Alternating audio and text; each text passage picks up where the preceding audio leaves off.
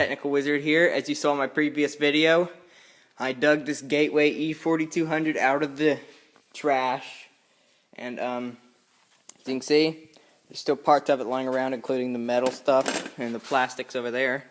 But today I went to the junkyard and got two graphics cards, a PCI one and one that's in there right now, and I plugged in this power supply, and it works. I'm not lying.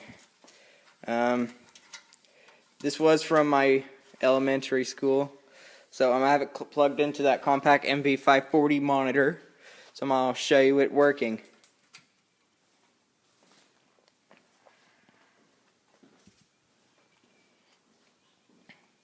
So you can see the screen's coming on with the Gateway logo.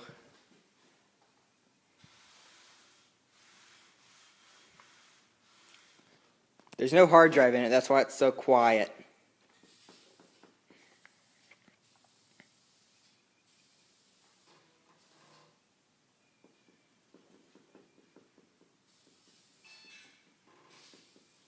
See?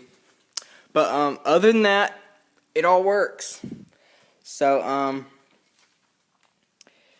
I'm going to finish getting all the plastics and stuff back on it. Maybe buy new plastics if I even find them.